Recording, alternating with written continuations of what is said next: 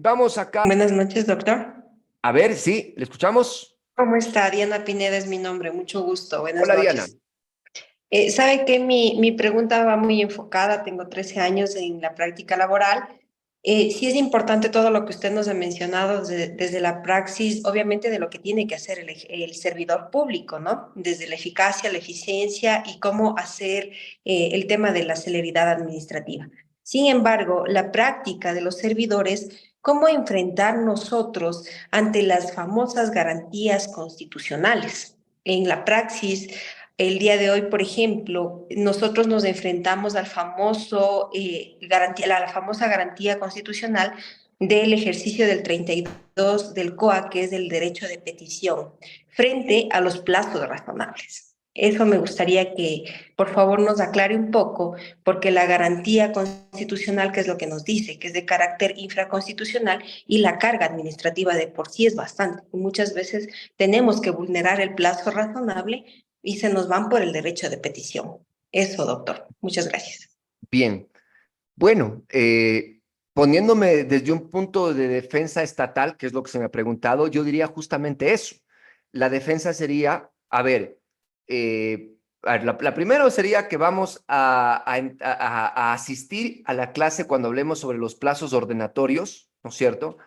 Para ver cómo funciona esto en el derecho administrativo, pero lo segundo sería leer las sentencias que yo abordé ahí en el plazo razonable, para que ustedes sepan que no toda violación de tiempo afecta el derecho de petición o el del plazo razonable.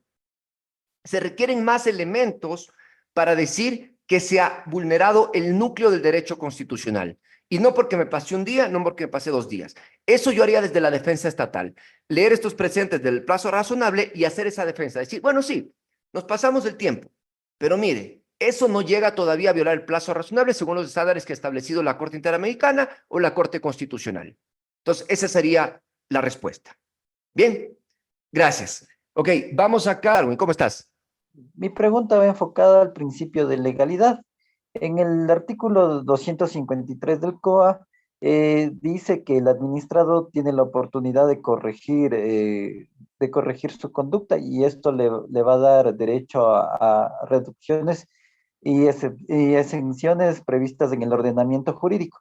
Mi pregunta es, ¿qué pasa si es que estas reducciones y exenciones no están contempladas en el ordenamiento jurídico? Por el principio de legalidad sabemos que taxativamente las infracciones deben estar contempladas en una norma, ¿no? Pero ¿qué pasa con las reducciones y excepciones? ¿También deben estar taxativamente expresas en la norma o se puede Gracias. alegar Me que gusta tu pregunta. Me gusta tu pregunta porque es un tema que ya he abordado. De hecho, creo que lo escribí en este libro. Seguramente lo debe haber escrito. Y hay algo que yo pienso es que no. Yo pienso que se puede también regular a nivel reglamentario por dos razones. Primero, porque el legislador te lo está habilitando, te está diciendo previstas en el ordenamiento jurídico sin decir necesariamente que debe ser la ley. Y segundo, porque aplicando un criterio, digamos, de Balbín, que es uno de los autores que yo sigo, él te dice, la potestad reglamentaria está mal ejercida en el siguiente caso.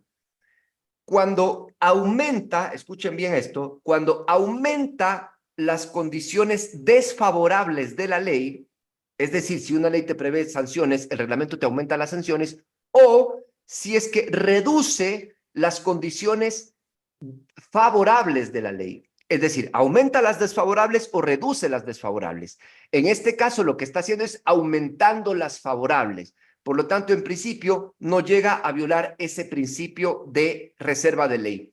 Sobre este tema, también te digo que, de hecho, es una de las clases que más me gusta sobre potestad reglamentaria, que es parte del curso Fundamentos del Derecho Administrativo, que como les digo, está gratis en YouTube y en Spotify, o también lo pueden hacer en la plataforma Legalité. Entonces, el primer capítulo, potestad reglamentaria, abordamos este tema de los límites, pero contestando a tu pregunta puntual, lo pueden hacer en ordenanzas o reglamento, es mi posición, y no viola el principio de legalidad. ¿Sí? Bien. gracias. Gracias, Darwin. Vamos con otras preguntas. A ver, por acá, a ver, vamos acá. A Pedro le doy la palabra. Estimado doctor, muy buenas noches. Estimados compañeros, buenas noches. Un Un gusto estar con usted esta vez. Tengo una inquietud. Dentro de los sumarios administrativos, ciertas autoridades, funcionarios públicos, toman necesarias decisiones que están en contra del ordenamiento jurídico.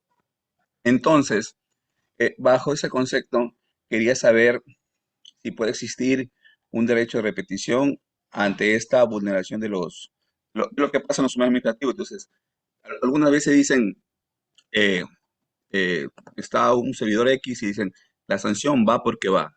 Entonces, quería saber si existe un derecho de repetición ante esa decisión o si puede Eh, existir. bueno, ok. Bueno, lo primero que te puedo decir de tu pregunta es que justamente es lo que estamos haciendo acá. Y yo sé que aquí hay algunos servidores públicos que lo que están haciendo es adquiriendo más conocimiento para fundar decisiones más razonadas. Un ideal que tengo es que avancemos. Yo esta tarde pensaba y decía, bueno, tal vez en el Ecuador no, y de hecho sería más enriquecedor no ser reconocido porque tenemos 3 o 4 juristas expertos en derecho administrativo como Argentina, Colombia, ¿no es cierto? Pero en cambio, ¿qué tal que hacemos un cambio como lo hizo, digamos, el ideal chino, como fue, que ellos más bien se concentraron en la masa? Entonces acá, en cambio, vamos a ser reconocidos porque es la mayor cantidad de gente que está estudiando derecho administrativo como equipo. Eso creo que va a cambiar. Y lo segundo es que el derecho administrativo reconoce que el servidor público está sujeto a error, es normal, y solo lo hace responsable personalmente cuando hay dolo en sus actuaciones. Entonces, este tema va un poco más allá, pero esa es la idea general. Bien, a ver, por acá me estaba pidiendo la idea, la palabra hace tiempos. Adolfo, ¿cómo estás, Adolfo? Buenas tardes, doctor Moreta. Un gusto que haya traído de nuevo estas clases de Derecho Administrativo. Mi pregunta es acerca de esto del precedente. ¿Cuál es la fuente cuál es esta fuente donde se generan estos precedentes administrativos? Bueno, la base legal está en el artículo 22 del Código Administrativo, ¿sí?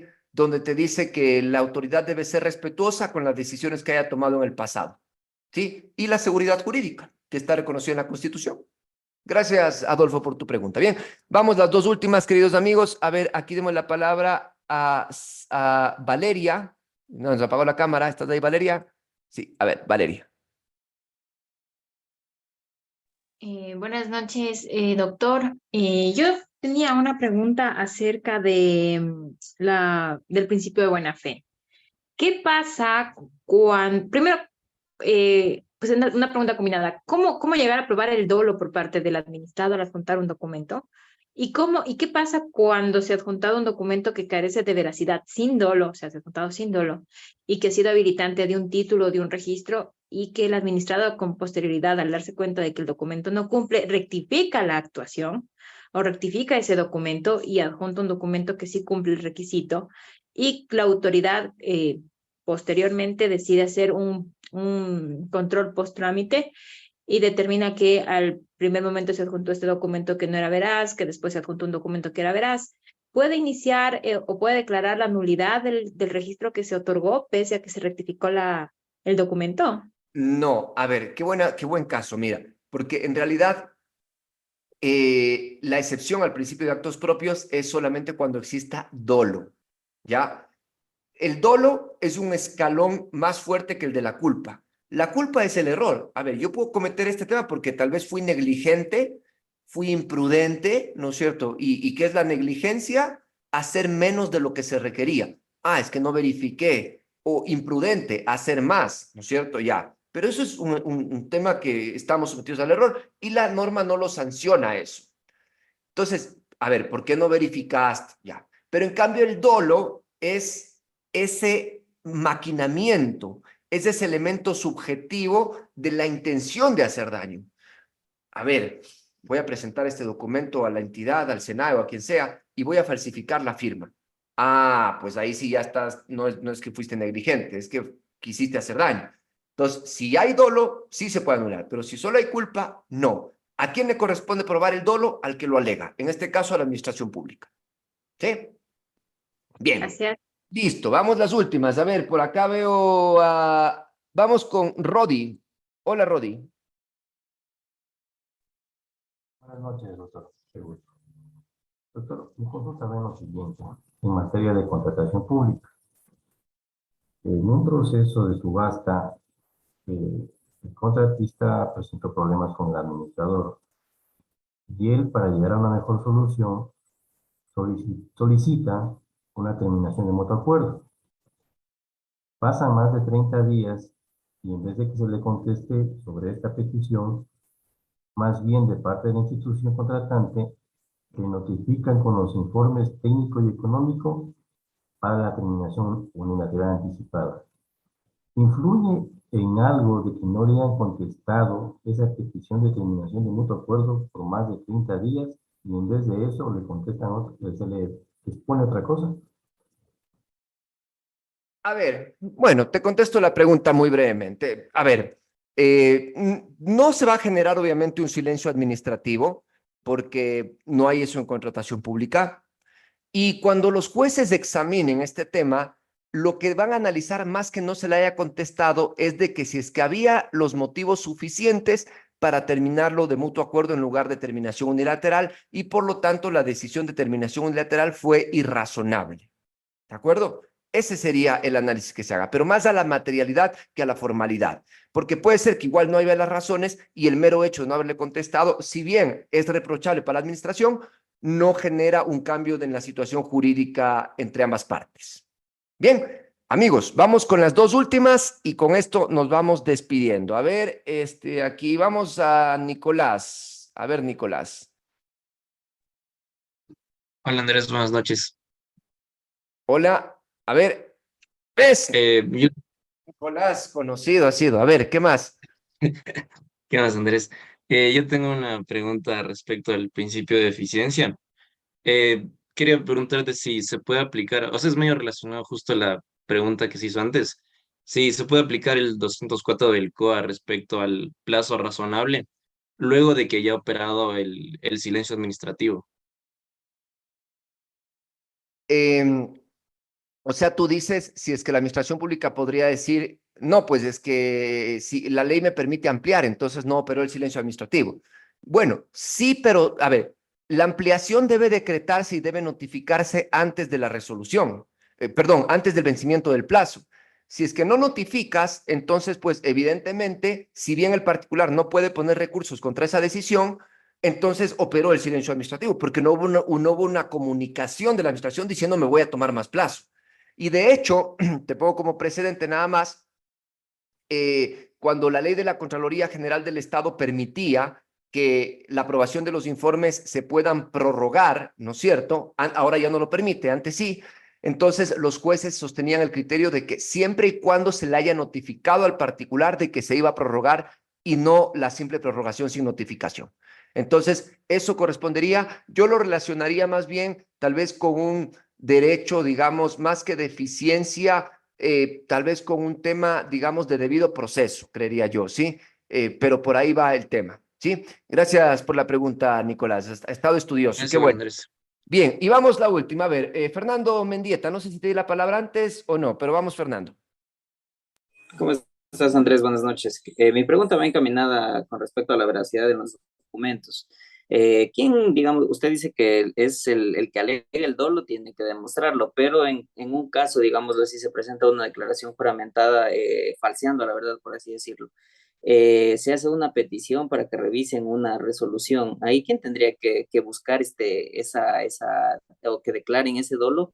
Y se tendría que también a lo mejor presentar, qué sé yo, un tipo de denuncia por perjurio o falso testimonio, algo así por ese tipo de documento, y tendría que demostrarse que hubo o Mira, no muy bien, para el buena procedimiento pregunta. administrativo. Buena pregunta, mira, a ver, muchos podemos pensar que el Código Orgánico Administrativo nos ha hecho un favor cuando, por ejemplo, la causal de nulidad del acto administrativo que se fundamente en una infracción penal requiera ahora sentencia y en el ERJAFE no lo requería. Por ejemplo, te pongo un caso.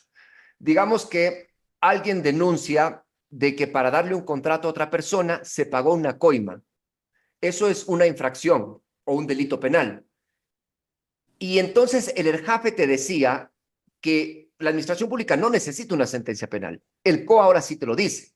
Y uno podría decir, ah, qué bueno, el COA es más garantista. La respuesta es no, el cual lo que ha hecho es violar el principio de separación de poderes, porque me hace que la actuación administrativa esté sujeta a una declaración de un órgano jurisdiccional, que es otra función del Estado. Yo no lo voy a meter preso al señor porque me coimó en el tema. Eso lo hará la justicia penal.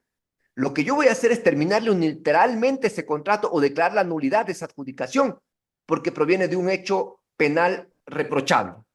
Entonces, en este sentido, contestando a tu pregunta, la administración pública tiene, digamos, esa presunción de legitimidad en sus actos, en la declaración que hace, y podría eventualmente establecer que hubo un dolo.